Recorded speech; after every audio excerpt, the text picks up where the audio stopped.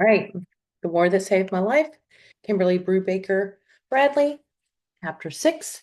And I just want to say that when I read chapters 3 through 5, I looked and it was about 20 minutes. So remember how I told you guys 20 minutes a night? So that was 20 minutes. Okay. All right. So it's just the two of them left, right? Let's see what happens. Do you think they'll send them back? Do they even know who they belong to? I mean, did they even take any information from them? Hmm. Chapter 6. You're not to worry, the iron-faced woman said, which was perhaps the most ridiculous lie I'd ever heard. She thumped her clipboard. I've got the perfect place for you. Are they nice? Jamie asked. It's a single lady, the woman replied. She's very nice. Jamie shook her head. Ma'am says nice people won't have us. The corner of the iron-faced woman's mouth twitched. She isn't that nice. She said, plus, I'm the billeting officer. It's not for her to decide. That meant the lady could be forced to take us. Billeting means an officer means someone that finds places for people to stay, and they have permission from the government to require it. Okay. They can literally take over your home and say, these 8 soldiers are staying here. And they'll either tell you you have to leave or you have to stay there and feed them. So in this case, the billeting officer is taking care of all these children that they're trying to rehome out in the country, right? That meant I just read that. I shifted my weight off my bad foot and gasped. I could get used to the pain while I was standing still, but moving made everything so much worse. Can you walk? The iron-faced woman asked. What did you do to your foot? She gonna make up another lie, you think? A brewer's cart ran over it, I said, but it's fine. Why don't you have crutches? She asked. Since I didn't know what crutches were, I could only shrug. I started to walk across the room, but to my horror, my foot gave way. I fell onto the wooden floor. I bit my lip to keep from screaming. Oh, for heaven's sakes, the iron-faced woman said. She knelt down. I expected her to yell or haul me to my feet. But instead, this was even worse than falling in the first place. She put her arms around me and lifted me off the floor, carried me. Hurry up, she said to Jamie. Oh, well, she should be relieved, right? Outside, she deposited me into the back seat of an automobile. An actual automobile. Jamie climbed in beside me, wide-eyed. The woman slammed the passenger door and then got into the driver's seat and started the engine. It'll only be a minute, she said, looking back at us. It really isn't far. Jamie touched the shiny wood beneath the window beside him. It's okay, he said, grinning. Take your time, we don't mind. They've never been in an automobile before, have they? Pretty awesome, isn't it?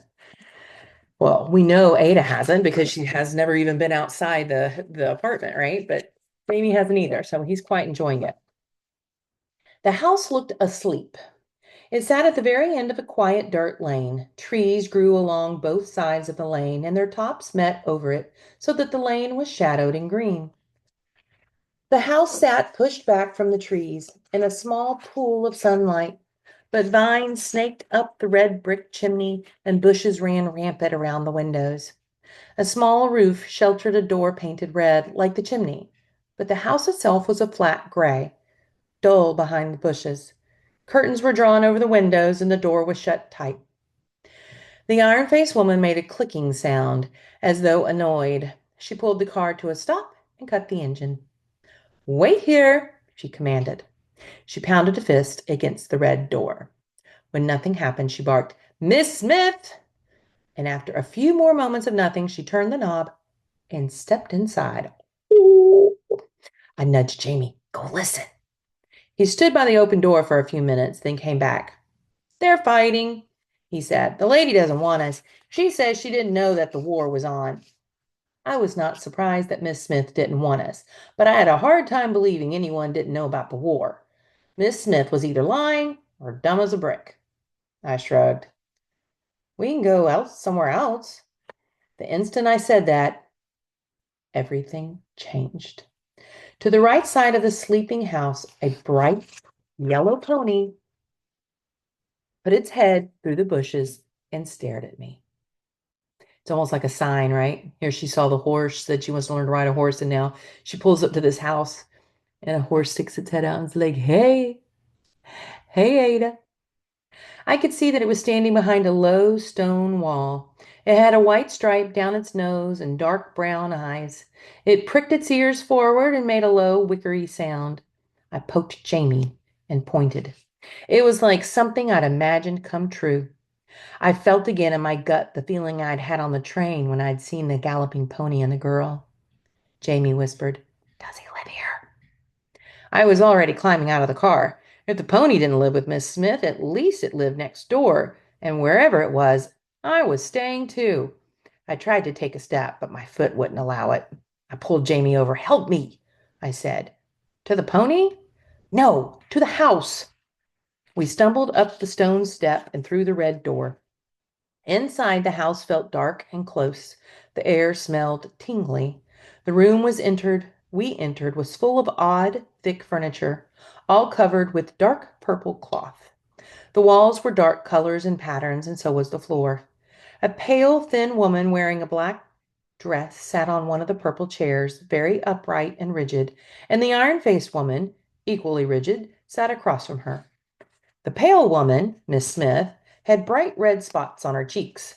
Her hair billowed around her thin face like a frizzy yellow cloud. "Don't know a thing about them," she was saying. "Ah, here they are," the iron-faced woman said. "The girl's hurt her foot.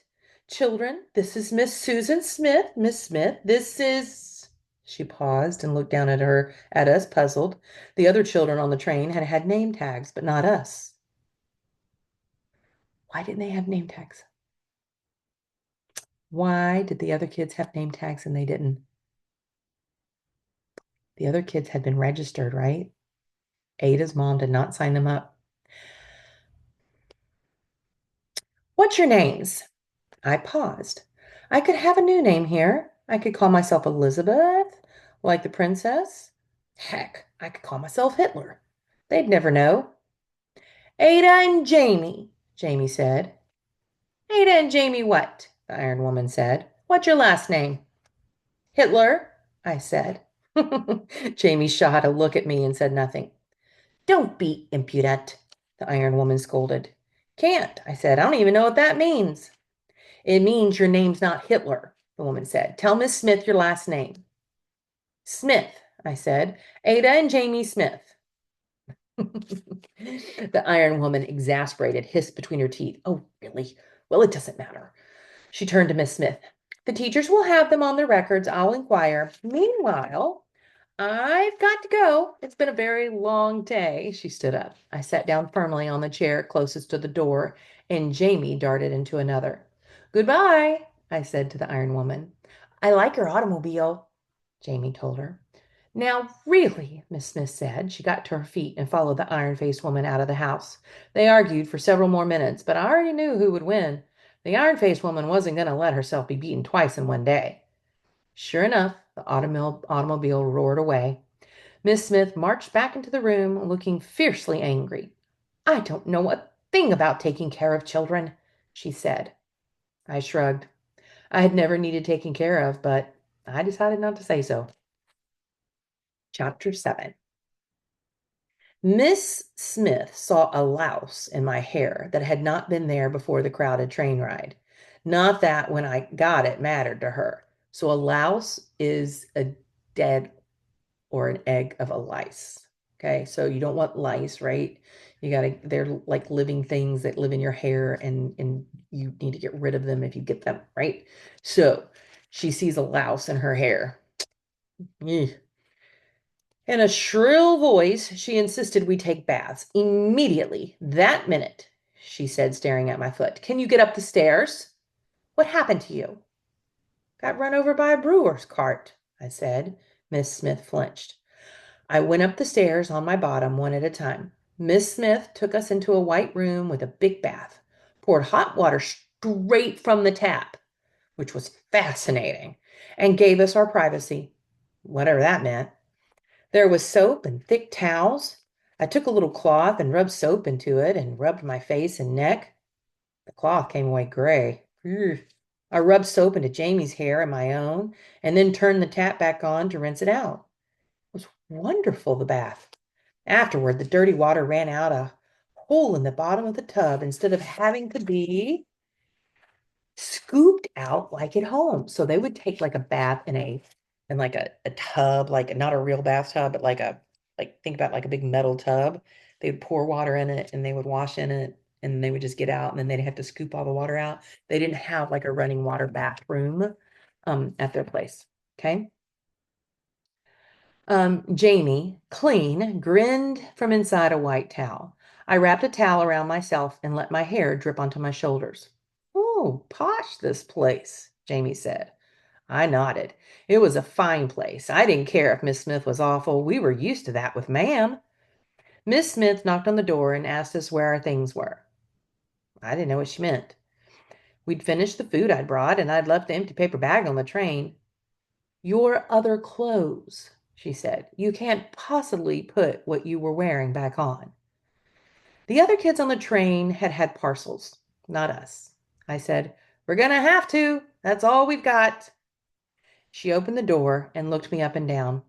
I stuck my right foot behind my left, but it was too late. Brewer's cart nothing, she said crossly, opening the door wider. You've got a club foot, and you're bleeding all over the floor.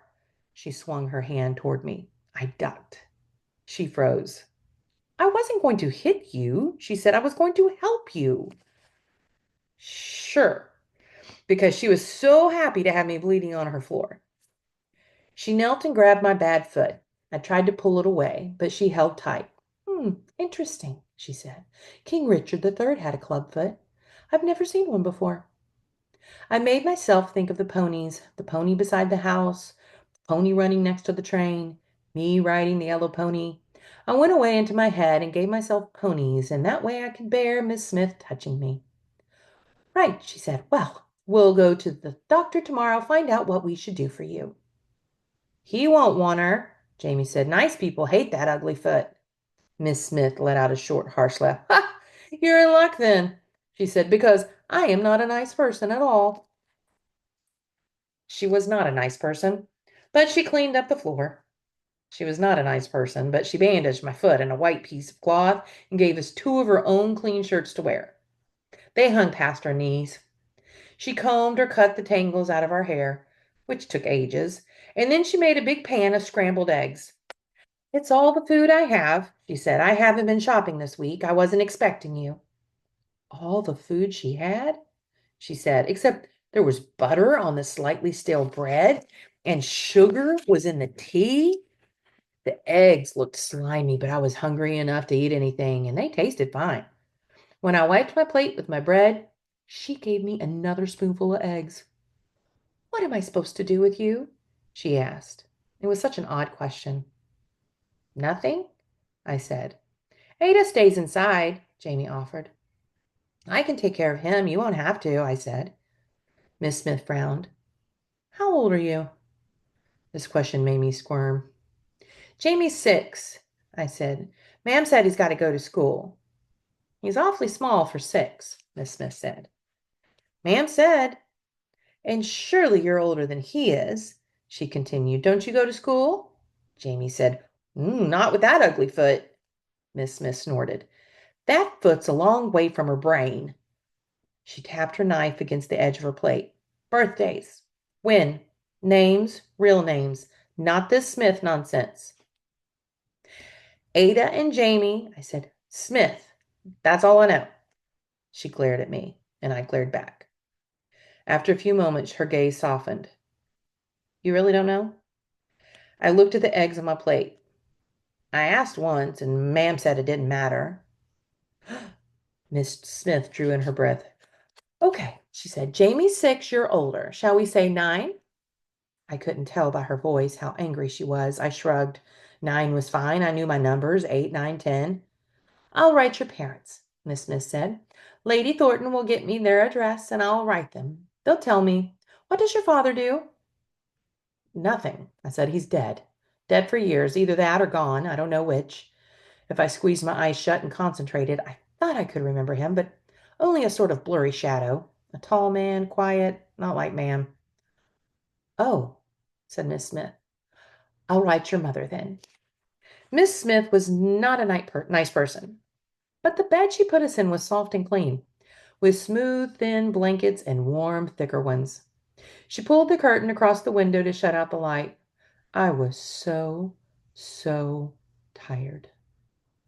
Miss, I asked, whose is the pony? I had to know before I went to sleep. Miss Smith paused, her hand on the curtain. She looked out the window. His name is Butter, she said. Becky gave him to me. Who's Becky? Jamie asked, but she didn't reply. Chapter 8. In the morning, we slept until the sun was halfway up the sky. Miss Smith slept late, too. I could hear her snoring in the room across the hall. I took Jamie downstairs and fed him bread. I crawled again the way I did at home. I meant to keep walking, but crawling was so much easier. I can imagine after how much she had walked the day before, she must have been exhausted, right? The main room had a back door. Outside was a little space fenced by a stone wall, and then another, much bigger space, also fenced. The pony named Butter stood in the bigger space, facing the house, eyes and ears alert. I smiled. He looked like he was waiting for me. Jamie said, grabbing my arm, You're not supposed to go outside. I shook him off. That's over, I said. Here I can go where I like. He wavered. How do you know? It was my reward, I thought, for being brave, for walking so long, for walking away. I got to keep walking forever.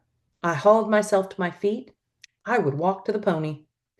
I toddled and stumbled. Everything hurt. The pony watched me. When I reached the stone wall, I sat on it and swung my legs over to the other side. The pony stepped toward me, lowered its head, sniffed my hands, and pressed his neck against me. I put my arms around him. I understand how he got his name. He smelled like butter in the hot sun. I wanted to ride him, but wasn't sure how. His back was a long way from the ground, plus the girl I'd seen had had straps or something to hold on to. I stood, holding onto the pony's neck, and took a few cautious steps along his side. The grass in the field prickled my bare foot. The dampness felt cool on it and seeped through the bandage on my other foot, too. The ground was soft. It moved when I stepped on it, squishy, like new bread. Trees bordered the field, and their tops waved in the sun. Birds twittered. I knew about birds. We had them in the lane, but I'd never heard so many at once. There were flowers.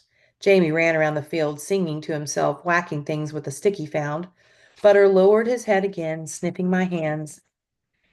Did he think I'd brought him something? Should I have brought him something? What did ponies like? The end of his nose felt soft and warm. I traced my hands up to his head, to his ears, and the clump of long hair between them. I rubbed his neck, and he sighed and leaned into me again. Then he took a step away and went back to eating grass. Sounds like he likes her, though, right? I sat down in the field and watched him. He ate as though eating was his job in life, as though he was saying, I'm not all that hungry, mate, but I've got to keep on with it, see? He flicked his tail back and forth, then took a step, dragging himself to fresher grass. I sat and watched him, and then I lay down. I was so stiff, and the warm sun felt so nice, and watched him. She usually isn't in the sun, remember? She's never been in grass, in the sun, field, new horse, everything's new. When I woke, Miss Smith was standing over me. You're sunburned, she said. You've stayed out too long. I sat up, stretching. Everything ached. The skin on my bare legs had turned pink. It hurt, but I was used to things hurting. Aren't you hungry? She asked. She sounded cross. I blinked. I was hungry. Crashingly, achingly hungry. I was used to that, too. What was I supposed to say? Did Miss Smith want me to be hungry or not? Why didn't you wake me this morning? She said. I'd never wake her. I wasn't stupid. Come. She reached an arm toward me. It's gone late. I've got to get you to the doctor and we need to do some shopping. I don't need help, I said. Don't be ridiculous, she said, and hauled me up. I tried to shake her off, but my foot ached so terribly that in the end, I let her help me back to the house. Jamie was already inside, sitting at the table, eating canned beans and toast. I slid into a chair in the kitchen. Miss Smith thumped more beans onto a plate. Your bandage is filthy already, she said. I took a deep breath before I could speak. Jamie said, I told her she wasn't supposed to go outside. Rubbish. Miss Smith's tone was sharp. Of course she may go outside. We just need a better system. Those shoes you were wearing yesterday. Those were ma'am's, I said. I could see they weren't yours, Miss Smith said, though I don't suppose you can wear a regular shoe. I shrugged. Well, we'll see what the doctor says. I've hired a taxi to take us there, and then we'll come up with something. Don't get used to it. I can't afford cabs often. I nodded because that seemed best. She didn't know what a taxi was, did she? She didn't know what a taxi was or whatever this lady was saying. She's like, okay, whatever. It turned out that taxi and cab were both words that meant automobile. 2 rides in 2 days. Astonishing. I knew what a doctor was, though. I'd never seen one before. This one had funny things like panes of round window glass stuck in front of his eyes. He wore a long white coat like the butcher back home. Hop on up here, he said to us, patting a big wooden table. Jamie hopped, but I couldn't. Ah, said the doctor, noticing my foot. He lifted me onto the table. Ma'am never touched me unless it was to hit me. Jamie hugged me, but of course he never picked me up. People were all the time touching me here. I didn't like it. Not at all. It's so different, right? Like, I don't know about you, but aren't you touched all the time? Your parents hug you, like even I see you guys have brothers and sisters or sitting next to you or hanging on to you. Like you get touched all the time, don't you? Sad that she was 10 and she wasn't used to being touched unless she was hit. That's awful. The doctor poked and measured and inspected Jamie and me. He made us take off our shirts and he held a cold metal thing to our chests with tubes that ran up to his ears. He ran his hands through our hair and studied the scratchy places on our skin. Impetigo, he said. This made no sense to me, but Miss Smith pulled a little notebook out of her purse and wrote something down.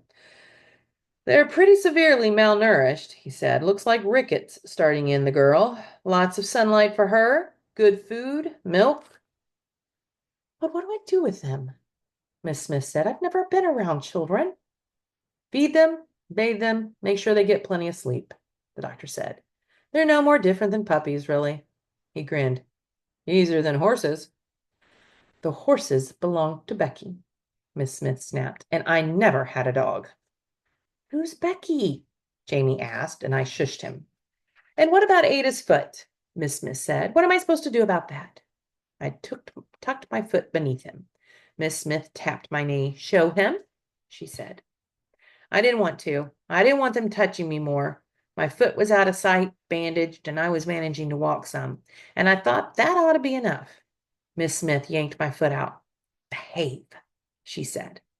The doctor unwrapped the bandage. My, he said, cradling my foot in his hand. An untreated clubfoot. I've never seen one before. I thought club feet were rather common, said Miss Smith. Oh, yes, certainly, but nearly always successfully resolved in infancy. Miss Smith sucked in her breath and away. I didn't understand. But why wouldn't... She looked at me and made her voice stop. Successfully resolved, I thought. My foot was not successfully resolved. It sounded like I'd done something wrong. Ma'am always said my foot was my fault. I'd always wondered whether that was true. And clubfoot, that was my foot. Clubfoot. The doctor poked at my clubfoot and twisted it and stared until I couldn't bear it any more. I thought of Butter, how he smelled so warm and good, how his breath felt against my hand. Instead of going to an empty place in my head, now I could go to where Butter was. And that was easy. Ada, Miss Smith said loudly. Ada, come back. Mr. Graham asked you a question. She was tapping my face. The doctor had wrapped my foot in a fresh bandage. It was over. Are you in very much pain? He repeated. How much was very much? Why did he want me to say? I shrugged.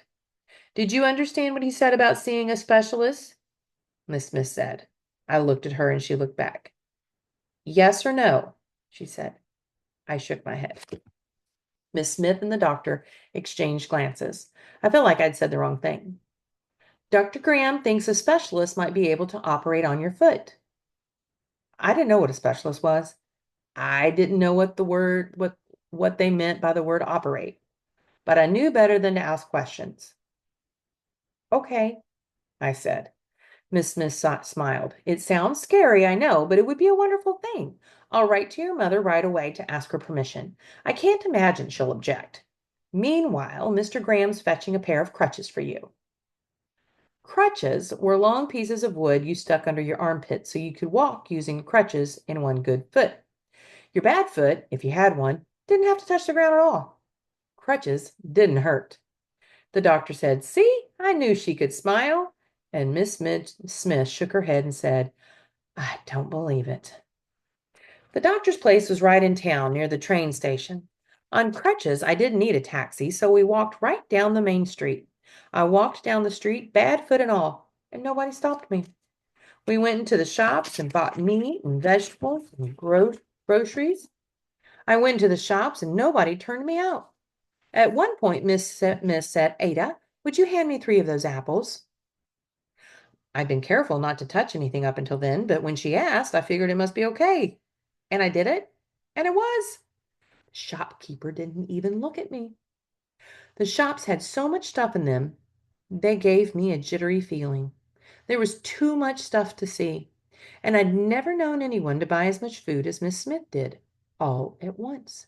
She paid for it too, straight up, with cash. Not a thing on tick.